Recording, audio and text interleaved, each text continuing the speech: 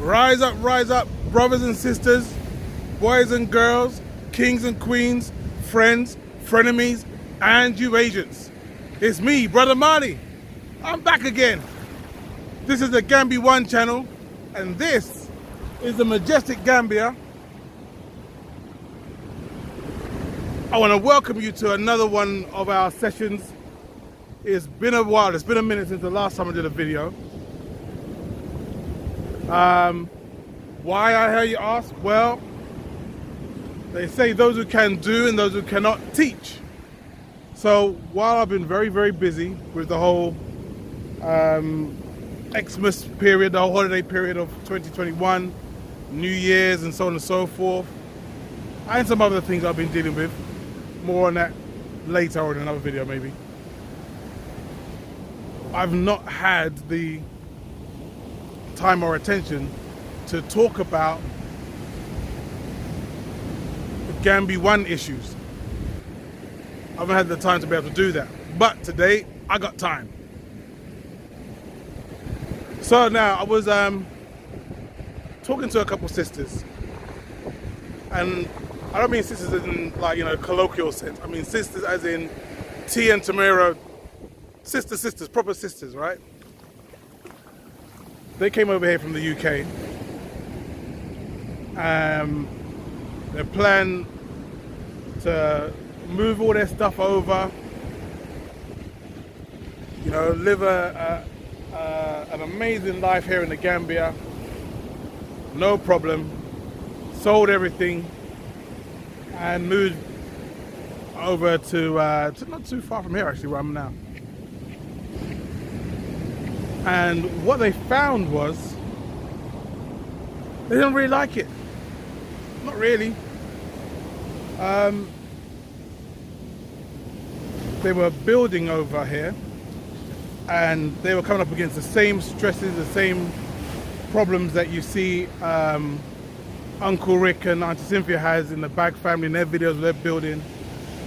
The same issues you see the arrivals dealing with Kenny and Terry. They're having the same issues there as well. So these two sisters were thinking that, you know, they're coming home, everything's going to be great. Turns out it's not all that great. Not everything is great. And they're having to figure it all out with the person who they're using to manage the build. They're doing a lot of double speak and lies and stealing, and the water's really coming up, man. Okay, don't get caught in the water.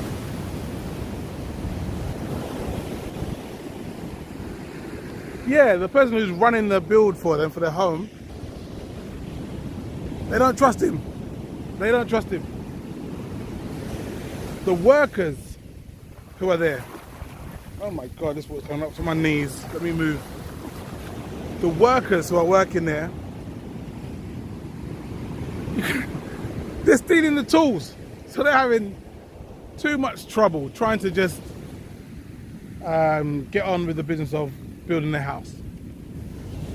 So they're thinking they've had enough, they're going back to England. They find it too stressful here. So I'm like, look, do you not find it stressful back in the UK? Because I found it stressful over there. You know, the kind of constant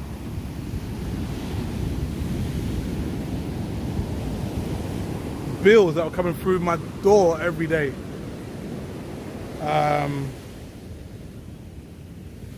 Even though you tell yourself you're not playing keep up with the Joneses, you definitely notice when your whole circle seems to be doing better than you, and that becomes a stress. And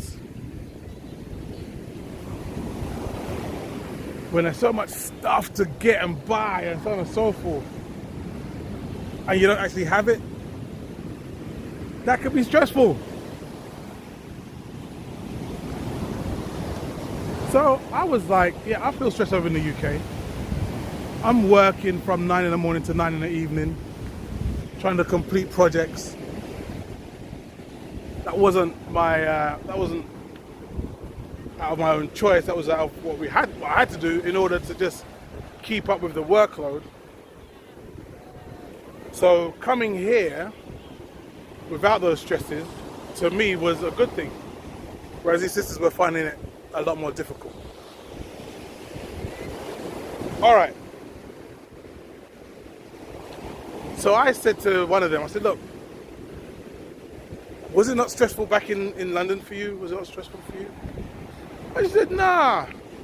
She would go to work in the morning and then come home later on in the evening, and she will have a, what should I say? She had something to eat and a glass of wine and watch TV for the rest of the evening, and she was good. So my advice to you is look before you leap. Excuse me, I'm having a quick drink as well.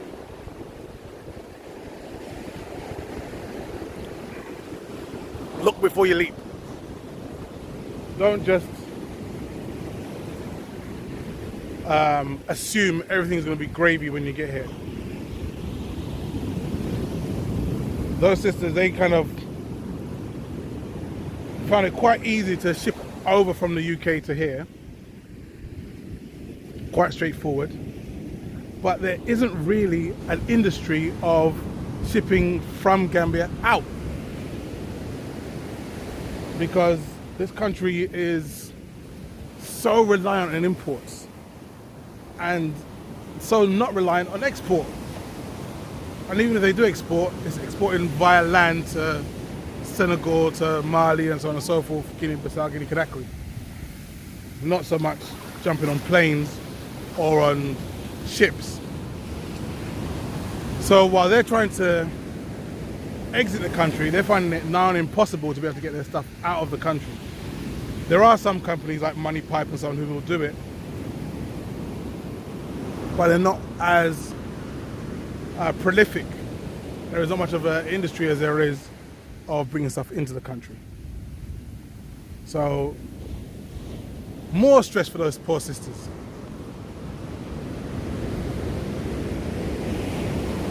So look before you leap, people. Now, this is on purpose. I'm purposely showing you the waves because I know it's very interesting and it's very nice and it's very inviting and it looks great. And, you know, here I am, a big 48-year-old squealing at the cold water around my ankles. I know that could be something that you say, oh, I could do that, yeah. It's not all easy, people. It's not all simple. There's some hard work, hard graft required here.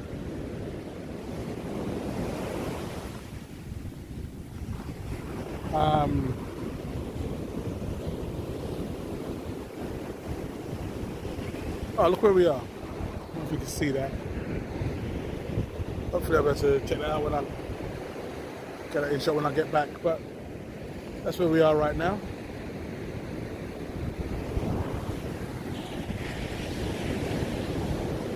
Big up to Eric and Nicole.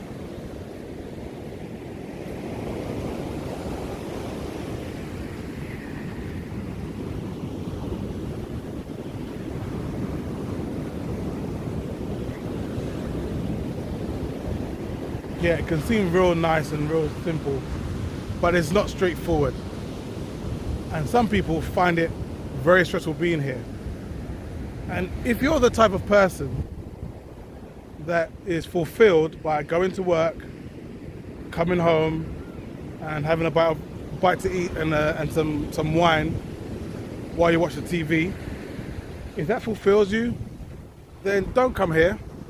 There's nothing on the television to watch. The choices of wine are pretty bleak. So don't come here. This will not be the place for you. But if, however, you do that and you know there's more to life than what you're doing, if you know there's more to life than your job title, if you believe there's more to life than the next movie release or the next album to drop or whatever else media is thrown at you. If you believe there's more to life than that, if you believe life is somewhere in that space between where two or more humans actually interact and create and build together, where we can communicate on a higher purpose, if that speaks to you, come to the Gambia. Because after the waves and the nice stuff here that you see, after all of this, you've got brothers and sisters from the Gambia, brothers and sisters from the UK, from Europe, from Canada, from America, all over, who are coming back to just reclaim their homeland. And you know, it's a spiritual journey. It's a spiritual journey because obviously wherever we are in a diaspora, we've all kind of like been told for as long as we remember, you are home, this is your home. Whether it be Jamaica, Barbados, UK or Tennessee, that's your home as far as you're told. So for you to like ignore that or, you know, not agree to that, and you want to have your own home, you want to find your own home, you want to come back to this and say, no, I'll choose this as my home, then if that's the case, then you've got to like really look. It's really a spiritual conversation. It's really a spiritual decision that you've made. It's bigger than just what you've been told.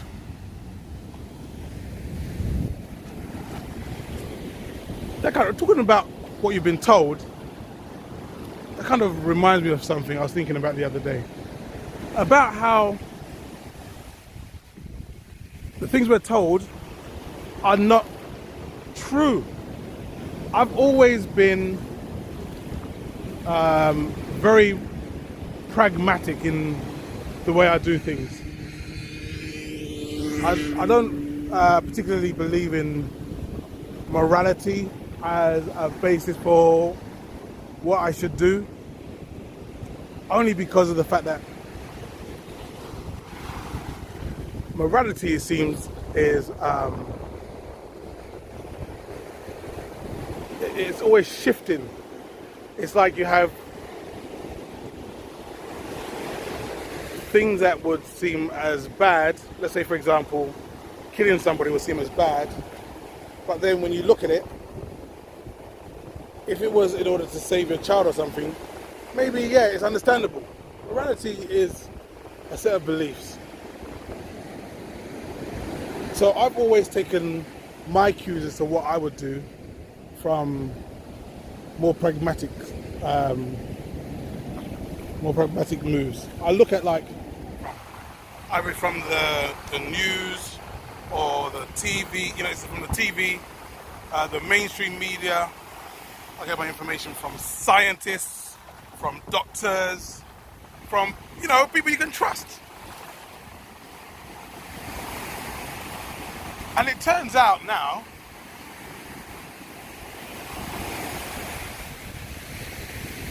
from what I've been seeing of recent, you can't really trust the mainstream media and what the doctors are telling you. Not all the time, not about everything.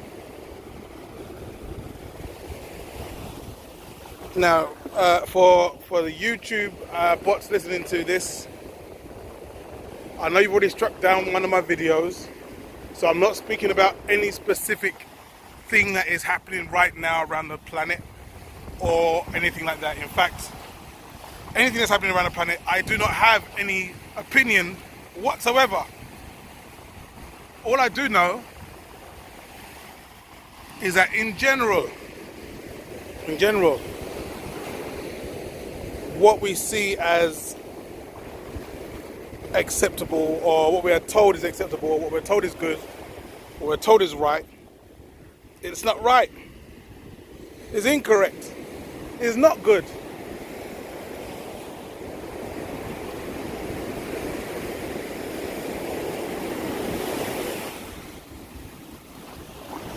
I was well aware that I do not know the first thing of what I'm talking about when it comes to medical procedures and so on and so forth. I'm quite comfortable not knowing. But then it turns out that the people who I'm looking to give me information are giving me misinformation and disinformation. So, that being the case now, I have to look to other areas or other places to see what feels correct, what feels the right thing to do. You know, the voice in your head. That's what I'm looking towards. That's what I'm looking to for my information right now. So, if you are thinking of coming to the Gambia or Africa at large, if you are thinking of making that move,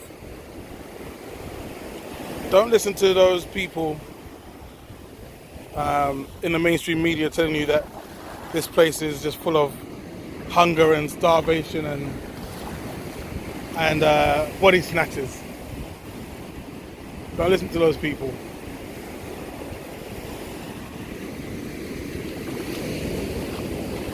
If you feel that you want to be over here, or you want to have a piece of this, kind of paralyzes your walk to work in the morning, then come on over.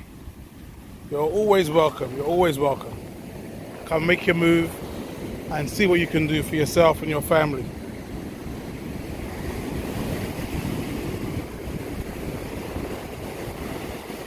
But my only caveat to that is look before you leap. Before you make the move, look and see as to whether that is if it's something that fits you and your family and your life expectations. For some people it won't work. For you it might do. Alright? So I hope that all makes sense to you. This is your brother Marley. This is the Gambia. And I'd like to say thank you very much for joining us. Until the next time, peace!